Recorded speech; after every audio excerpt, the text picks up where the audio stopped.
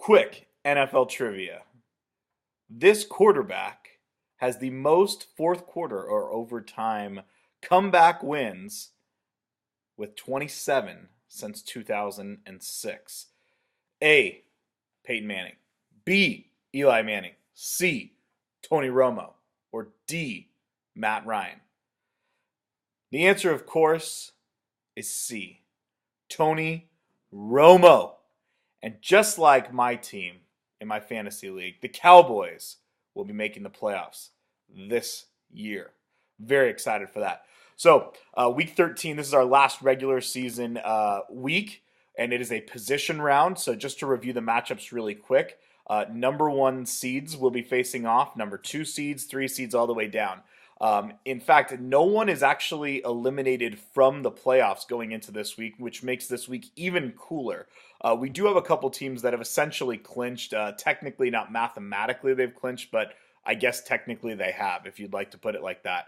Our number one seeds, Harbgore Porn, which is run by Jacob Allen, and our other number one seed, Ray Rice Elevator Rides, which is run by Joe Gianosa, have technically clinched. The only way that Ray Rice Elevator Rides would miss the playoffs is if his team essentially scored like negative points this week and everyone behind him scored a ton more.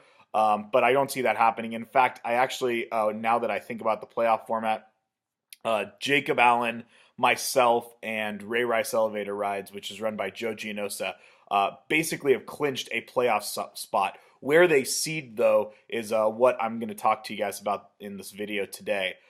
Interestingly enough, no one is mathematically eliminated except for Vic Paredes, who is eliminated in terms of getting into the playoffs via total points.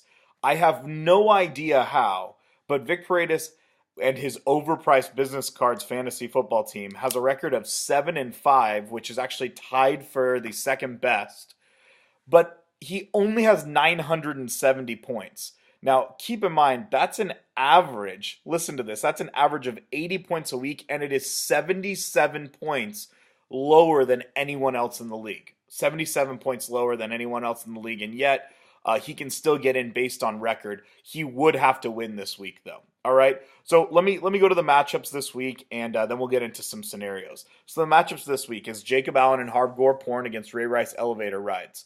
That should be a good matchup. These guys have been really evenly matched the entire season.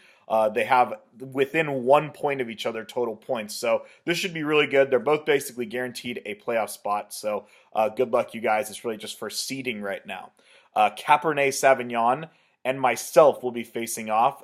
Jake Lynn, who I think by many accounts we don't want back in the league next year. So Jake, you might as well make the most of your opportunity. You play me. My team has never looked better. It's never looked healthier. And on top of that, you're a Niners fan, so that automatically means you're probably not going to score any points in the second half of the games this week. Ramoheter, I'm not sure what that name means. Quite interesting. But that's Avery Estrada will be facing off against Vic Paredes and his overpriced business cards. As I mentioned earlier, Vic must win that game to enter the playoffs. He's basically mathematically eliminated unless his team just puts up a crazy amount of points this week. He's basically eliminated out of the playoffs.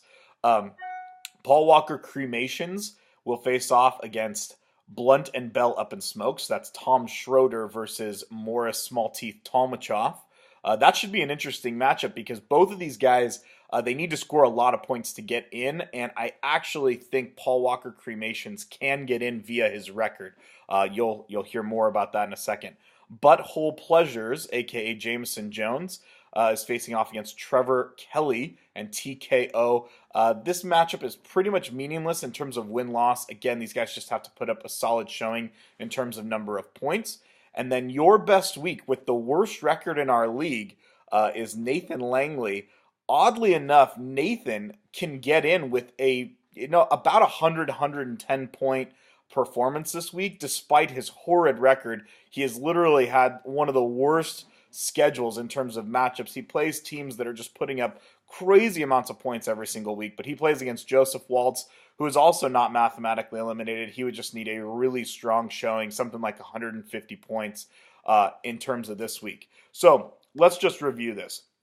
The number 1 seeds and the number 2 seed, those are the winners of each division. So if the season ended today, that would be Ray Rice Elevator Rides in the Josh Gordon division, and it would be Harb Gorporn, Jacob Allen in the Alden Smith division.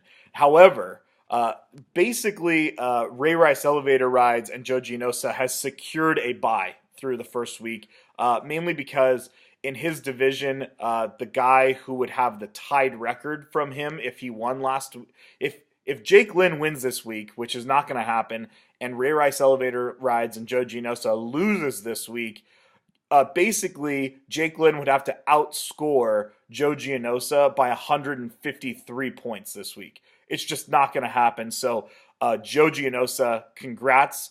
It's all but wrapped up. You have won the Josh Gordon division, giving you a bye in the first week of the playoffs, also meaning you have already made the money. So congrats, Joe Gianosa. You can't say the same in the Alden Smith division. So the number one team in that division is still up for grabs. It is basically between myself and Harb Gorporn. Now, in terms of overtaking Jacob with points, probably not going to happen. I'm 100 points or so down. So the only way that I could win that division is if Jacob lost and I won. Now, I would say I have a good chance of winning, and he has a good chance to have it be a really close game. So basically, Joe Gianosa, I am rooting hardcore for you this week. If I win that division, I would get the bye. Otherwise, Jacob Allen and Harb Gorporn would get the bye. But again, both of us have secured a playoff seat essentially without something crazy happening. It just is a matter of who gets the bye week and who would be the 3 seed. So the loser of that division of the 1 and 2 would be the 3 seed. As far as the 4 seed, we basically have, it looks like it's going to take 7 or 8 wins. Basically, Cabernet Sauvignon, whose team isn't that good either, is 7-5, as well as Vic Paredes and Overpriced Business Cards is 7-5 too. Now, ideally, what's going to happen is one of those 2 teams is going to win. And essentially, what's going to happen is the winner, or actually, sorry, one of those 2 teams may not win. So it looks like it may take 7-5 or 8-6 because the tiebreaker would then go to points after record. So it looks like Avery Estrada and Ramo Hatter, if he wins and I take care of business against Cabernet Sauvignon, Avery would actually take the 4 seed. The 5 and 6 seeds would then go to Paul Walker Cremations and, check this out, Nathan Langley at your best week. So this is going to be a very interesting week. Remember, the 1 and 2 seeds are the winners of the division. The 3 and 4 are the next 2 best records, and number 5 and 6 are the highest point totals after those top 4 teams. So it's really anybody's game. No one is mathematically eliminated. Like I said, Blunt and Bell Up and Smoke and Tom Schroeder and Joseph Waltz and the Auto Draft team, they really need some strong showings. Overpriced Business Cards and Vic Paredes, the only way he can make the playoffs is if he wins this week. The only way he can make the playoffs. So he's got to actually beat Ramo Hatter. So Avery, we're all rooting for you. I do have a couple last announcements for those of you still listening to me drivel on. The first week of the playoffs, we will have a kickoff party at my house. That will be 1 week from this Sunday. This Sunday is, the 23rd, 1st, 7th, December 7th. So on December 7th, we'll have a party over here for the playoffs. We'll also have that the couple weeks after. As always, we will have a league meeting. Here are the topics that will be tabled at the league meeting. Number 1 is a lot of you want to raise the entry fee to $250. I am all for that. We just have to have a vote.